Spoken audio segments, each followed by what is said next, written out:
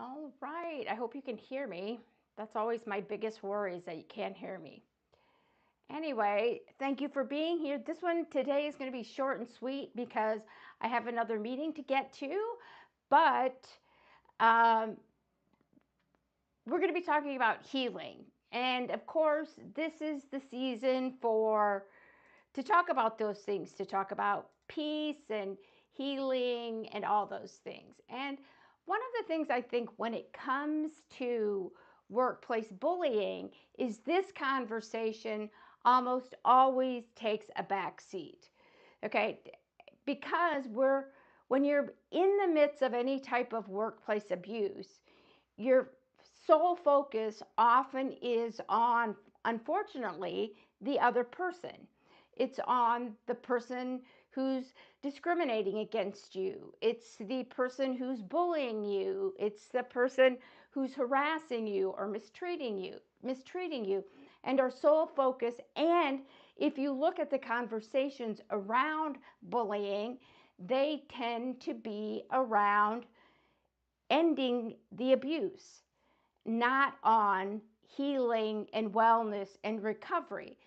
Because the expectation is this, which is 100% false. So let me start a little bit by being kind of grinchy myself, but also being a realist is that what we think should happen, and we think it does happen, is you report the bullying, you report the harassment, and then what happens is it magically disappears.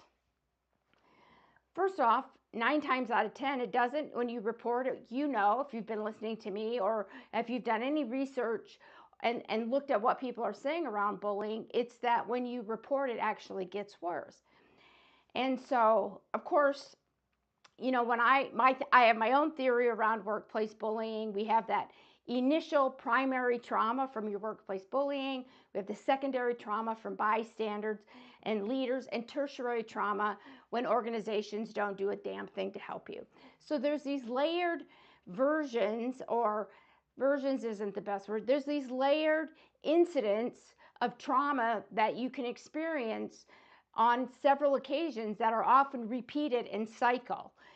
And so we look at and we minimize the impact of workplace bullying on the people who are being bullied. And the discussions aren't around the long-term effects of workplace bullying, because when people leave, they're like, oh, thank God I got out of it. Okay, which I totally understand. It's the same thing I said to myself.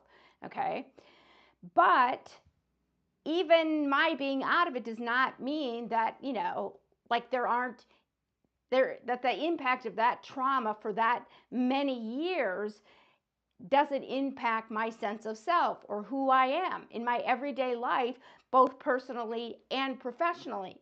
And I'm here to tell you that it does. Even if you're in it for a long time, let's say 5 years, which is a long time to be in workplace bullying. Okay. But let me just remind you, I'm not the exception. I'm often the norm.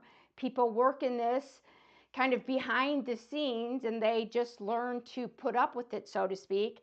And we don't talk about what's happening to them or what it's like to even go into those environments day in and day out, let alone what happens to you when you get out. Okay. But we know that it affects your health, your mental health, all of those things, and both of those at the same time. It affects your whole sense of self and your whole well-being, personally and professionally. But why? And again, back to my point, when we get out of it, we want to stop talking about it.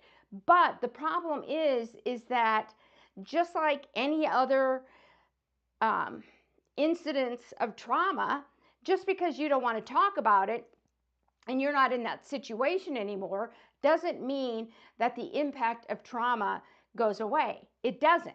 Now, you might not make some of the connections back to workplace trauma and workplace abuse. That I totally understand, because again, we're not talking about, nor is anyone studying workplace trauma in the way when it comes to workplace discrimination, abuse, and harassment.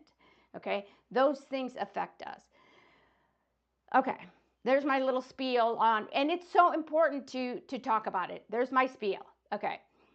But is it possible? And if you've listened to me before, you know the answer is yes, to both try to get the bullying or the abuse to stop and take care of yourself. In fact, you do better when your focus is on yourself and dealing with what's happening to try to minimize your vulnerability to bullying versus just trying to focus on getting it to stop.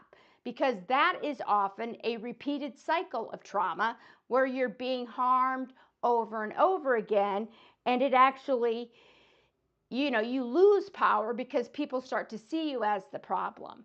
But when you focus on yourself, again, how are you responding to what your bully's doing? Is, again, you're not to blame for the bullying, but we are responsible for our choices when it comes to how we respond.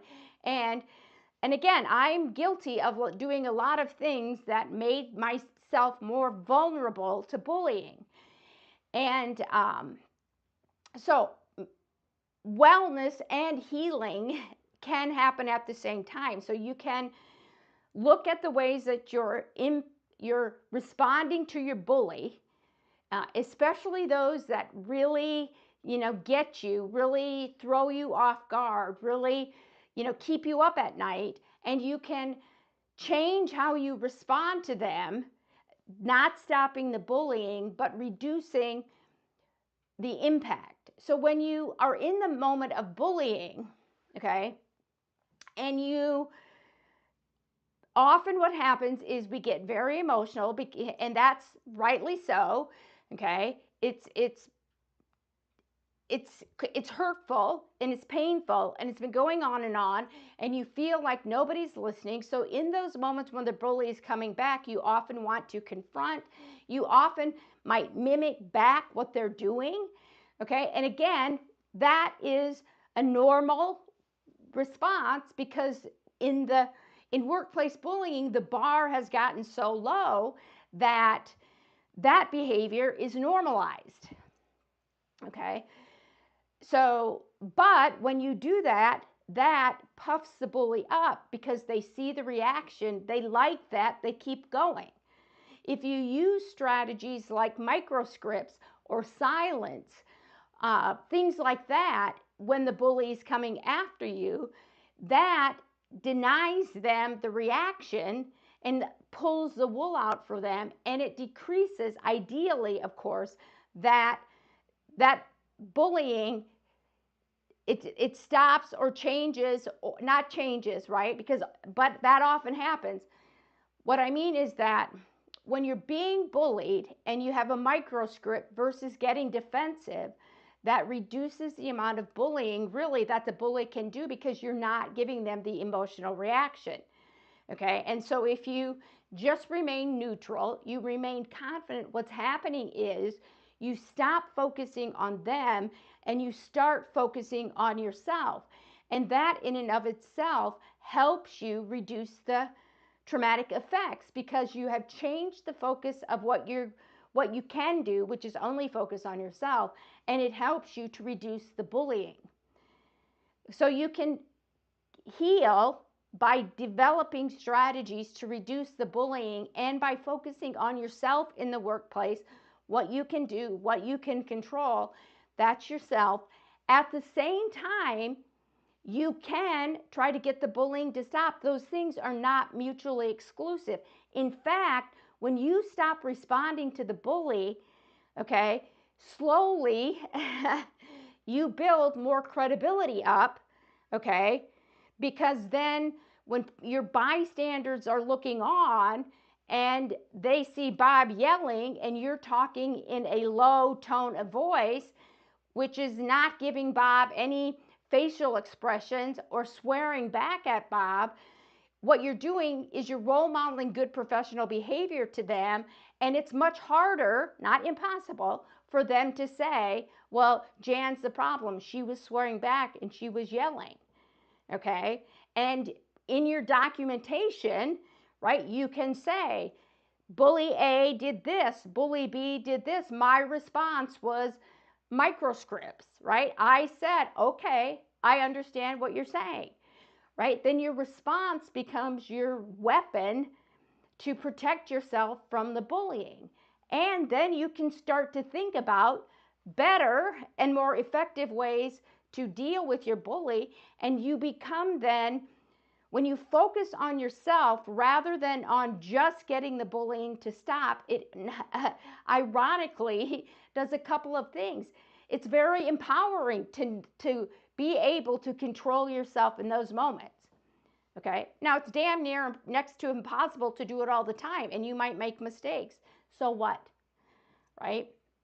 But when you realize that you can actually pull the rug out from under your bully and you watch them as they squirm when you're not responding and they're not getting the usual emotional reaction, right? When they're gaslighting you and trying to put and humiliate you in public, and you turn to your colleague and say, well, Betty, can you tell me about what you're working on? And you interrupt that course of Bob's bullying, that becomes empowering. Okay. And maybe you don't notice it at the beginning, but I encourage you, when you change how you respond, you will notice it. And you'll also notice how bystanders look on with awe, and because what they're thinking is, wow, Jan didn't react, but what she did was she put Bob in his place. So they start to see you, even if it's a slow process, as maybe you're not the problem. Maybe it is Bob. Maybe it is them. It becomes harder for them to come after you when you don't give them any fuel. Okay. The other thing, and I've said this millions of times, I'm like a broken record. You have to proactively do things to heal, right? To let go of the damage, right? To let go of the trauma. You have to do that both at home, because it follows you home. It kept me up at night. I thought about it in the morning. It was the first thing I thought about when I got up, and the last thing I thought about when I went to bed. Sorry, a little cat accident there. So you have to give yourself time to think about it, whether that's journaling, whether you go to a therapist, whether you work with me for coaching to deal with that trauma, right? And healing some of those things. And you have to be proactive about it, both at work and home.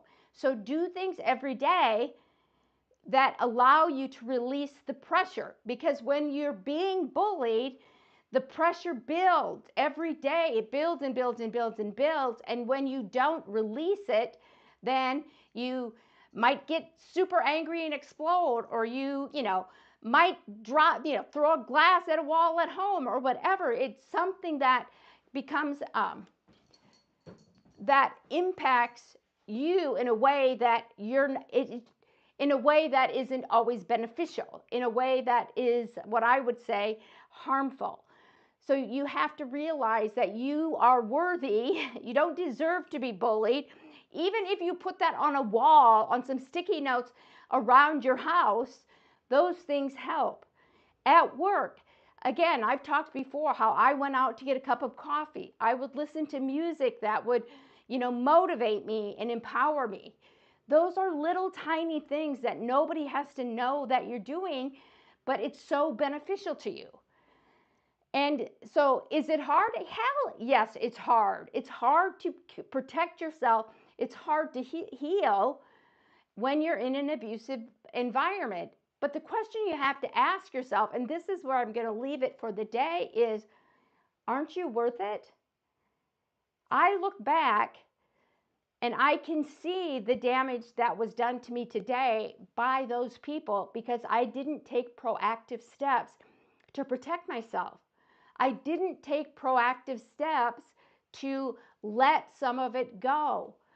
And there are so many ways that you can do that are healthy, for lack of a better term, right? That's an overused term, healthy. But maybe a better term is you can deal with it in a way that works for you.